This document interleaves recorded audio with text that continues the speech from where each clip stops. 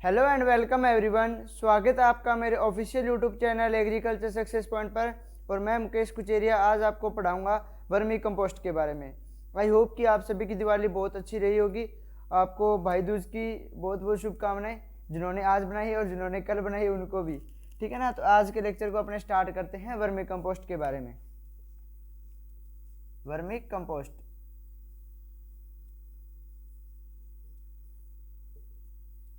Vermi compost के बारे में बात करेंगे। और मैंने 3-4 क्लासेस जो है वो क्वेश्चन सीरीज की ली थी, ठीक है ना, जिसके अंदर अपनों ने प्लांट न्यूट्रिएंट्स के क्वेश्चंस किए थे और सॉइल फिजिक्स के क्वेश्चंस किए थे, ठीक है ना।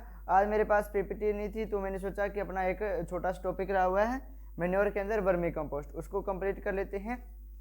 फिर देखते हैं कल क्वेश्चन सीरीज की क्लास कल भी ले लें, ठीक है ना, जिसके अंदर अपने पेडोलॉजी के टॉप 20 क्वेश्चन करेंगे। ठीक है, तो आज के लेक्चर को अपने स्टार्ट करते हैं। आज के लेक्चर के अंदर अपने वर्मी कंपोस्ट के बारे में पढ़ेंगे। और आपने एक चीज़ देखी होगी, जब यदि आपने क्वेश्चन सीरीज की जो क्लासेज ली हैं तो उसके अंदर जो क्वेश्चंस थे बहुत ही हाई लेवल के क्वेश्चन मैंने बनाए थे, ठीक है ना, जो एग्जाम के अंदर पूछे जाते हैं वो आप क्वेश्चन देखना। और पिछले जो भी एग्रीकल्चर से रिलेटेड कॉम्पिटिशन एग्जाम्स हुए हैं उनको देखना, तो आपको बहुत सारे क्वेश्चन उसी के अंदर मिल जाएंगे। तो आप क्वेश्चन सीरीज को जरूर देखना यदि आपने नहीं देखी है तो। और आज का ये टॉपिक वर्मी कंपोस्ट कंप्लीट हो जाए उसके बाद भी आपकी क्लासेस जो है वो क्वेश्चन सीरीज की 3-4 और लगेगी, ठीक है ना। तो चलिए बात करते हैं अपने वर्मी कंपोस्ट के बारे में। और चैनल पे नए हैं चैनल को सब्सक्राइब करके बेल आइकन को जरूर दबा देना। वर्मी कंपोस्ट की बात करते हैं। वर्मी कंपोस्ट होता क्या है? अब देखिए, वर्मी कंपोस्ट क्या होता है कि जो केंचुआ होता है ना उससे ये खाद तैयार होती है, वर्मी कंपोस्ट होती है। केंचुआ क्या करता है, जो कृषि अपशिष्ट हो गया अपने, ठीक है ना, जैसे स्ट्रा यानी भूसा हो गया, तिनके, कड़वी, जो भी कृषि अपशिष्ट है उसको खाकर ये क्या करता है, एक कास्ट बनाता है, ठीक है ना। उस कास्ट को अपने क्या बोल देते हैं, वर्मी कंपोस्ट बोल देते हैं। मतलब आम भाषा में ये बोल सकते हैं कि जो ऑर्गेनिक मैटर था उसको किसने खाया, वर्मी कंपोस्ट, सॉरी अर्थवर्म ने खाया, ठीक है। और उसने क्या की, एक कास्ट क्रिएट बनाई, ठीक है, उसको क्या बोल दिया अपनों ने, वर्मी कंपोस्ट बोल दिया, ठीक है। केंचुआ था, उसने क्या किया, ऑर्गेनिक मैटर को खाया और उसने एक कास्ट उत्सर्जित की, उस उत्सर्जित कास्ट को क्या बोलते हैं अपने, वर्मी कंपोस्ट बोलते हैं। अब देखते हैं कि जो वर्मी कंपोस्ट होती है उसके अंदर NPK कंटेंट कितना होता है, ठीक है ना। और एग्जाम के अंदर आपको मैंने पहले भी जब मैंने और चैप्टर स्टार्ट कराया था उसके अंदर भी बताया था कि जैसे अपनों ने FIM पढ़ी थी उसके अंदर भी मैंने बोला था कि इसके अंदर NPK कंटेंट याद रखना। कंपोस्ट के अंदर भी मैंने आपको NPK कंटेंट बताया हुआ है, ठीक है ना। तो आपको ये ज़रूरी है क्योंकि एग्जाम्स के अंदर यही ज़्यादातर क्वेश्चन पूछे जाते हैं कि वर्मी कंपोस्ट में नाइट्रोजन कितनी होती है, ठीक है ना, बोन मील के अंदर नाइट्रोजन कितनी होती है, ठीक है ना, और स्ट्रा बोन मील के अंदर फास्फोरस कितना होता है, और FIM के अंदर फास्फोरस कितना होता है। तो ये चीज़ें आपको याद रखनी पड़ेगी, ठीक है। तो वर्मी कंपोस्ट के अंदर अपने NPK कंटेंट देखें तो कितना कितना होता है। तो जो नाइट्रोजन होती है वो कितनी होती है, 1.2 से 2.5%, ठीक है। नाइट्रोजन जो होती है वर्मी कंपोस्ट में वो 1.2 से 2.5% होती है। यदि फास्फोरस की बात करूं, फास्फोरस कितना होता है, 1.6 से 1.8% होता है।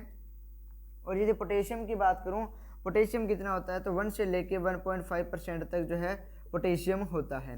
तो ये आपको NPK कंटेंट याद रखने पड़ेंगे। नाइट्रोजन, फास्फोरस और पोटेशियम कितने परसेंट होता है वर्मी कंपोस्ट के अंदर। तो नाइट्रोजन कितना होता है, 1.2 से 2.5%। फास्फोरस कितना होता है, 1.6 से 1.8%। और जो पोटेशियम होता है वो कितना होता है, 1 से 1.5% होता है। इसके बाद में अपने अर्थवर्म स्पीसीज की बात करते हैं,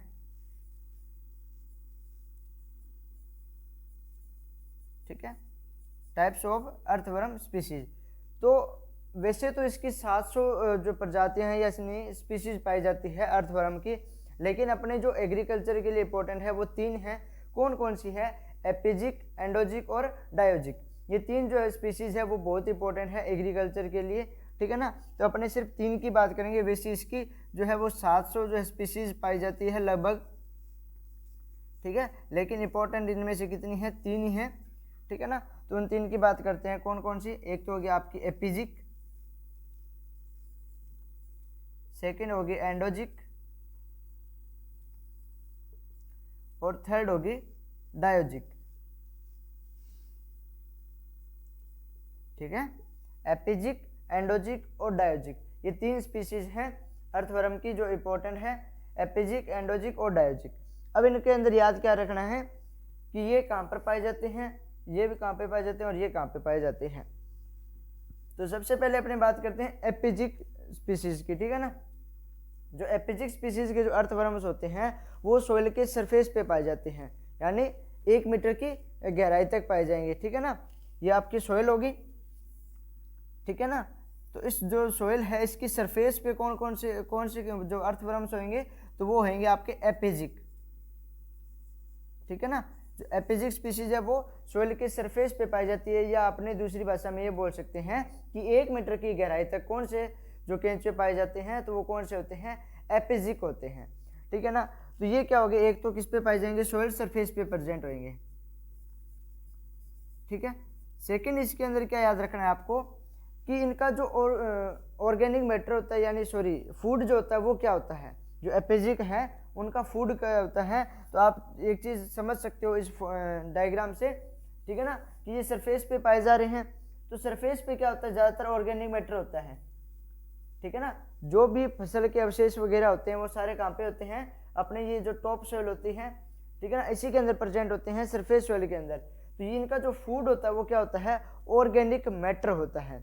ठीक है ना, जो एपिजिक अर्थवर्म है उनका जो फूड होता है वो कौन सा होता है, ऑर्गेनिक मैटर होता है। ठीक है, और इनका जो कलर होता है वो कैसा होता है, रेड कलर सा होता है। ठीक है ना, इसको अपने बोल सकते हैं रेडिश कलर भी। ठीक है ना, किसका, रेड जो है शाइनिंग वाला कलर होता है। आपको ये चीज़ें जो हैं डायग्राम से भी दिखाऊंगा मैं आपको। ठीक है, एपिजिक जो है ये आप डायग्राम देख सकते हो, इसके अंदर आपको दिख रहा होगा कि जो एपिजिक ये सारे जो दिख रहे हैं वो एपिजिक अर्थवर्म्स हैं, और इनका जो कलर है वो लगभग रेड सा कलर है। ठीक है ना, तो ये हो गए एपिजिक। अब यदि एंडोजिक की बात करूं तो एंडोजिक का जो कलर है वो थोड़ा सा वाइटिश सा होता है, मतलब ठीक है होता तो रेड ही है, लेकिन उसके अंदर थोड़ा थोड़ा वाइट की शाइनिंग भी आती रहती है। जैसे ये डायग्राम देख सकते हो, इसके अंदर आपको रेड वाइट मिक्स दिख रहा है। ठीक है ना, तो ये हो गया आपके एंडोजिक। ये कहाँ पे प्रेजेंट होते हैं, ये होते हैं सब सोइल के अंदर प्रेजेंट। कहाँ पे प्रेजेंट होते हैं, सब सोइल, यानी जो नीचे वाली सोइल होती है, ये सरफेस सोइल होती है 15 सेंटीमीटर तक, उसके बाद की जो सोइल होती है वो कौन सी होती है, आपकी सरफेस सोइल होती है। अपने आम भाषा के अंदर ये बोल सकते हैं कि ये 3 मीटर से ज़्यादा की गहराई पर प्रेजेंट होते हैं। कौन से, एंडोजिक। ठीक है ना, एपिजिक कहाँ पे होते हैं, 1 मीटर की गहराई पे, और जो एंडोजिक होते हैं वो 3 मीटर से ज़्यादा की गहराई पर प्रेजेंट होते हैं, यानी सब सरफेस सोइल पे कौन से होते हैं, जो आपके एंडोजिक होते हैं वो। ठीक है ना, सब सरफेस पे कौन से होते हैं, एंडोजिक होते हैं। अब एक चीज़ देखिए, इनका फूड क्या होएगा, यहाँ पे प्रेजेंट है तो यहाँ पे तो सिर्फ कौन से रहते हैं, क्या चीज़ रहती है, सोइल ही रहती है, क्योंकि ऑर्गेनिक मैटर तो यहाँ आ नहीं सकता। ऑर्गेनिक मैटर तो सिर्फ ऊपर वाली जो सोइल होती है, सरफेस सोइल, वहीं पे होता है, तो इसलिए इनका फूड भी क्या हो जाता है, सोइल ही रहता है। ठीक है ना, तो जो एपिजिक थे उनका फूड जो है वो ऑर्गेनिक मैटर भी हो सकता है और सोइल भी हो सकती है, लेकिन एंडोजिक का जो फूड होता है वो कौन सा होता है, सोइल होती है। ठीक है ना, कौन सी होती है, जो सोइल होती है वो इनका एंडोजिक का फूड होता है। अब एक लास्ट बच गया डायोजिक। अब डायोजिक क्या होते हैं, इनकी बीच के होते हैं। ठीक है ना, इनके जो बीच के जो केंचुए होते हैं वो कौन से होते हैं, वो होते हैं डायोजिक। एपिजिक और एंडोजिक के बीच की जो प्रजाति रहेगी वो कौन सी होती है, डायोजिक होती है। मतलब ये बोल सकते हैं कि ये तो 1 मीटर की गहराई पे थे और ये 3 मीटर की गहराई से ज़्यादा थे, तो मतलब 1 मीटर से 3 मीटर की जो गहराई है उसके बीच में जो केंचुए पाए जाएंगे वो कौन से होंगे, आपके डायोजिक होंगे। ठीक है ना, कौन से होते हैं, डायोजिक होते हैं। ये कहाँ पे प्रेजेंट होते हैं, 1 to 3 मीटर डेप्थ। ठीक है, 1 से 3 मीटर की गहराई पर कौन से केंचुए पाए जाते हैं, आपके डायोजिक पाए जाते हैं। तो आपको ये याद रखना है, एपिजिक, एंडोजिक और डायोजिक कौन कौन से कहाँ पर पाए जाते हैं। ये 1 मीटर की गहराई पे पाए जाते हैं, ये मोर देन 3 मीटर, और ये 1 to 3 मीटर। ठीक है ना, एपिजिक, एंडोजिक और डायोजिक, इनका कलर रेड कलर होता है, इनके बीच के अंदर वाइट जो है कलर मिक्स होता है। ठीक है, और डायोजिक जो होता है, इसका मेरे को प्रॉपर डायग्राम नहीं मिला, वरना उसका भी डायग्राम आपको शो यहाँ पे शो होता है। ठीक है, तो ये होगी आपकी वर्मी कंपोस्ट। अब इसके बाद में वर्मी कंपोस्ट तैयार करने की विधि देखते हैं कि कैसे वर्मी कंपोस्ट अपने तैयार कर सकते हैं। ये तो इसकी स्पीसीज का क्लासिफिकेशन था, एपेजिक, एंडोजिक और डायजिक। हाँ, एक चीज़ और है, एपेजिक का मोस्ट पॉपुलर एग्जांपल कौन सा है, तो जो आइसिनिया फोएटिडा है, आपने बहुत बार नाम सुना होगा आइसिनिया फोएटिडा का, वो है एपेजिक की स्पीसीज। ठीक है ना, आइसिनिया फोएटिडा जो है वो किसके अंदर आते हैं, एपेजिक के अंदर आते हैं। ठीक है, आइसिनिया फोएटिडा इंग्लिश के अंदर तो फेटिडा लिखा जाता है, लेकिन हिंदी में बोलते हैं तो फोएटिडा बोला जाता है, फोएटिडा। ठीक है, आइसिनिया फोएटिडा है, ये मोस्ट पॉपुलर है किसके लिए, वर्मी कंपोस्ट के लिए। ठीक है ना, जहाँ पर भी वर्मी कंपोस्ट बनाते हैं वहाँ पर ज़्यादातर आइसिनिया फोएटिडा किस्म के ही जो केंचुए है वो यूज़ किए जाते हैं। अब देखिए आइसिनिया फोएटिडा का जो है वर्मी कंपोस्ट के लिए यूज़ किया जाता है सबसे ज़्यादा। तो अपने देखते हैं कि वर्मी जो कंपोस्ट है वो बनती कैसे है। ठीक है ना, इसका जो मेथड है वो क्या रहता है बनाने के। तो सबसे पहले इसके अंदर क्या करते हैं कि आपको ऐसे स्थान का चुनाव करना है जहाँ पर क्या हो, छायादार हो। ठीक है ना, शेड बना हुआ होना चाहिए। ठीक है, और एक ऊंचा स्थान होना चाहिए, क्योंकि जैसे अपनों ने कंपोस्ट के अंदर भी पढ़ा था, यदि ये सरफेस आपकी मान लो सॉइल है, यदि इसी पे आप बनाओगे बेड, ये मान लो आपकी वर्मी कंपोस्ट की बेड होगी, तो जो भी बारिश वगैरह हुई तो उसका सारा पानी इसके अंदर आ जाएगा और यहाँ से सारा जो वर्मी कंपोस्ट है वो घुल कर दूसरी जगह चला जाएगा। तो आपको क्या है, इस थोड़ी सी ऊंचाई पे बनानी है। ये मान लो आपकी सॉइल है, ठीक है, इसके ऊपर ऐसे कोई फर्श वगैरह बना के उसके ऊपर आप वर्मी बेड बनाइए। ठीक है, तो मतलब एक तो क्या होना चाहिए, जो वर्मी बेड बना रहे हैं वो छायादार स्थान पे और थोड़े से ऊंचे स्थान पे हो। इसके बाद में आपको क्या याद रखना है कि जहाँ आप वर्मी बेड बना रहे हो, ठीक है ना, वहाँ पर क्या होना चाहिए, 30% तक नमी होनी चाहिए। जो मॉइस्चर है वो कितना होना चाहिए, 30% होना चाहिए। और जो टेम्परेचर की बात होती है कि टेम्परेचर कितना रहना चाहिए, तो 25 to 30 डिग्री सेल्सियस जो है वो टेम्परेचर रहना चाहिए। नमी कितनी रहनी चाहिए, 30% रहनी चाहिए। और टेम्परेचर कितना रहना चाहिए, 25 से 30% जो है वो वहाँ पर टेम्परेचर होना चाहिए। शेड क्यों बनाते हैं, ताकि क्योंकि जो केंचुए होते हैं वो जो नाइट होती है उसके अंदर ज़्यादा क्रियाशील रहते हैं। ठीक है, अंधेरे के अंदर ज़्यादा क्रियाशील रहते हैं। यदि आप शेड बना दोगे तो प्रकाश का कांटेक्ट सीधा नहीं हो पाएगा वर्मी बेड से, तो वो ज़्यादा एक्टिव रहेंगे दिन के अंदर भी। ठीक है ना, तो वर्मी बेड है उसकी लंबाई कितनी रखते हैं और चौड़ाई कितनी रखते हैं। तो जो वर्मी बेड होती है इसकी लंबाई रखते हैं अपने 40 से 50 फीट।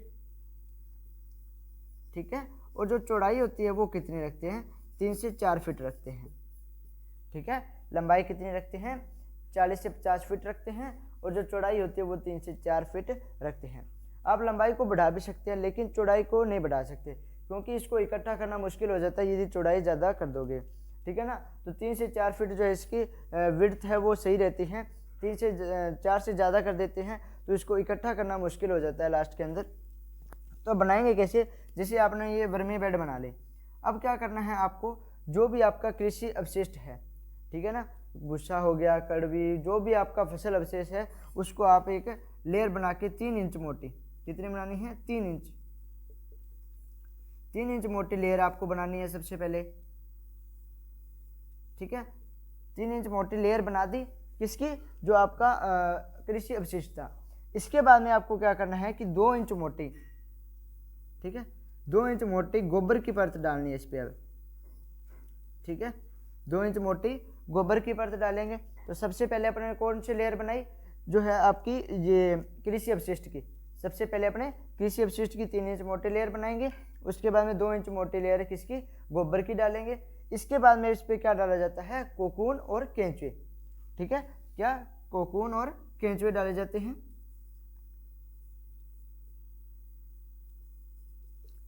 कोकून और केंचुए, कोकून और केंचुए डाल के फिर इस पर क्या है, एक गोबर की लेयर और डाली जाती है, ताकि ये सीधे जो है कांटेक्ट के अंदर ना आ पाए प्रकाश के। ठीक है ना, लाइट के कांटेक्ट में ना आ पाए, तो इसके ऊपर एक और लेयर बना दी जाती है गोबर की। ठीक है, और इसके बाद में एक चीज़ ध्यान रखना कि जैसे अपने बिछावन की डाली, यानी जो अपना कृषि अवशिष्ट था 3 इंच मोटी लेयर डाली, वो लेयर डाली, उसके ऊपर पानी छिड़क देंगे, फिर गोबर की लेयर डाली, फिर उस पर पानी छिड़क देंगे, फिर कोकून और केंचुए डाले, फिर पानी की लेयर, फिर अपनों ने लास्ट के अंदर जब गोबर की परत डाली, फिर पानी का छिड़काव करते रहते हैं। एक चीज़ याद रखना, जहाँ पर वर्मी कंपोस्ट बनाई जाती है वहाँ पर डेली जो है पानी छिड़कना पड़ता है, मतलब कि वहाँ पर पानी की अच्छी व्यवस्था होनी चाहिए, ठीक है ना। सुबह सुबह डेली आपको वहाँ पे पानी छिड़कना पड़ता है, क्योंकि ये वर्मी जो केंचुए होते हैं इनको मॉइस्चर जो है वो बढ़िया चाहिए होता है, तभी ये है अच्छी किस्म की खाद बन पाती है, ठीक है ना। तो इसको मॉइस्चर अच्छा चाहिए, इसलिए आपको यहाँ पे पानी की अच्छी व्यवस्था चाहिए होगी। इसके ऊपर मतलब पानी का लॉस ज़्यादा ना हो, इसके लिए आप क्या कर सकते हो, आपने जो वर्मी बेड बनाई है इसके ऊपर आप जो अपने बोरी बोलते हैं ना, ठीक है, उस बोरी को बिछा के फिर इस पर पानी छिड़क सकते हो। आपने बीएससी की है या बीएससी करी हो तो आपको कॉलेज के अंदर बनवाई जाएगी वर्मी बेड वगैरह, तो उसके अंदर आपको बताएंगे कि इस पर आप बोरियां बिछा सकते हो ताकि पानी का जो लॉस है वो कम से कम हो, ठीक है। बोरियां बिछा देंगे, इसके ऊपर आप पानी डाल देंगे तो वो क्या है मॉइस्चर ज़्यादा टाइम तक पड़ा रहेगा वहाँ पे, ठीक है ना। तो आपको क्या है मॉइस्चर की अच्छी व्यवस्था यहाँ पे रखनी होगी लगभग 60 दिन के अंदर, ठीक है ना। 60 दिन के अंदर जो है वर्मी कंपोस्ट तैयार हो जाती है, और जब आपको लगे कि वर्मी कंपोस्ट तैयार हो चुकी है तो आप पानी छिड़कना बंद कर देना, ठीक है, ताकि जो केंचुए है वो नीचे चले जाए, क्योंकि नीचे मॉइस्चर होएगा तो वो नीचे चला जाएगा और आप ऊपर से जो है खाद है उसको इकट्ठा कर सकते हैं। तो ये इसका प्रोसीजर रहता है, वर्मी कंपोस्ट किस टाइप से बनाई जाती है, ठीक है ना। तो आपको ये चीज़ याद रखना है कि नमी कितनी रखनी है, मॉइस्चर तो 30% रखना है, टेम्परेचर कितना रखना है 25 to 30 डिग्री सेल्सियस रखना है।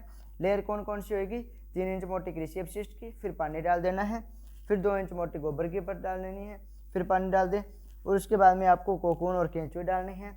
इसके बाद में आपको क्या करना है, एक गोबर की लेयर और बनानी है और फिर इसको मॉइस्ट करते रहना है, पानी छिड़कते रहना है, और लगभग 60 दिन यानी 2 महीने के अंदर आपकी जो खाद है वो बनकर तैयार हो जाएगी। जब खाद तैयार हो जाए तो पानी छिड़कना बंद कर देते हैं ताकि केंचुए वो नीचे चले जाए और ऊपर से खाद को इकट्ठा कर लेते हैं।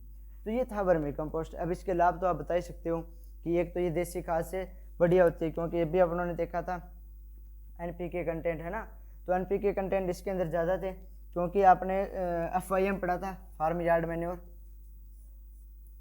उसके अंदर अपनों ने 0.5, 0.25, 0.5 यानी NPK, ठीक है ना, ये पढ़े थे। इसके अंदर तो क्या है लगभग 1 से तो ज़्यादा ही थे, ये 1 से कम है, तो मतलब ये बोल सकते हैं कि वर्मी कंपोस्ट के अंदर देसी खाद यानी FYM से ज़्यादा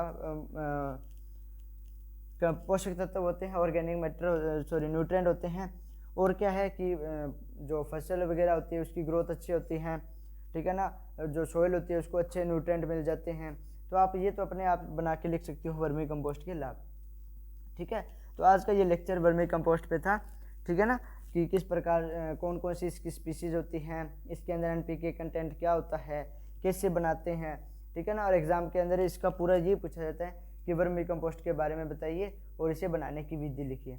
यदि आप थ्योरी एग्जाम दे रहे हो तो उसके अंदर ये सारा आपको लिखना पड़ेगा। यदि कंपटीशन एग्जाम के लिए प्रिपरेशन कर रहे हो तो आपको एनपीके कंटेंट याद रखना है, प्लस आपको ये मॉइस्चर और टेम्परेचर याद रखना है, और एक और याद रखनी है इसकी जो स्पीसीज मैंने बताई थी, ठीक है ना। आइसिनिया फोएटिडा जो है वो किसके अंदर आता है, एपीजी के अंदर आता है। एपीजी कहाँ होते हैं, उनका फूड क्या होता है, एंडोजी का फूड क्या होता है, तो ये आपको याद रखने पड़ेंगे, ठीक है। तो ये अपना वर्मी कंपोस्ट पे लेक्चर था। कल की क्लास देखते हैं अपने शायद सोइल क्वेश्चन सीरीज की रख लें, ठीक है ना। और यदि क्वेश्चन सीरीज की क्लास नहीं होगी तो अपना मैन्योर चैप्टर कंप्लीट हो चुका है, इसके बाद अपने फर्टिलाइजर टॉपिक जो है वो स्टार्ट करेंगे, ठीक है ना। उसके अंदर फर्टिलाइजर टॉपिक को अपने कंप्लीट कर लेंगे, ठीक है। तो ये अपना जो वर्मी कंपोस्ट का था, और जो मैंने प्लांट न्यूट्रिएंट्स के जो 40 क्वेश्चन कराए हैं 2 क्लास के अंदर, उन क्वेश्चंस को अच्छे तरीके से कर लेना। वो बहुत सारे कंपटीशन एग्जाम में पूछे हुए हैं और आगे आने वाले जो कंपटीशन एग्जाम्स हैं वहाँ पे पूछे भी जाएंगे, तो आप उनको अच्छे तरीके से कर लेना। और सॉइल फिजिक्स के जो क्वेश्चंस की क्लास थी उसके अंदर मैंने टॉप 20 क्वेश्चंस रखे थे जो सॉइल फिजिक्स से इंपॉर्टेंट होते हैं। तो मतलब आपको तैयारी तो अच्छी तरीके से साथ साथ में करते रहना होगा। अभी आपका 12वें महीने के अंदर प्री हो जाएगा AFO का, फिर मेंस के लिए ये सारे टॉपिक जो है इंपॉर्टेंट रहने वाले हैं। और लगभग सॉइल साइंस से आते हैं आपके 6 to 7 क्वेश्चन आते हैं AFO के अंदर, तो आपकी प्रिपरेशन अच्छी हो जाएगी। 6 to 7 क्वेश्चन जो है सॉइल साइंस के यहाँ पे कंप्लीट हो जाएंगे, तो ठीक है ना। आपको मेहनत तो करते रहना पड़ेगा। और बेटा अपना एक स्टैंडर्ड लेवल बनाना होगा, क्योंकि दुनिया आपके लेवल से प्यार करती है, ना कि आपसे। ठीक है ना, तो आप अपना एक स्टैंडर्ड लेवल बनाइए। और इन्हीं शब्दों के साथ थैंक यू।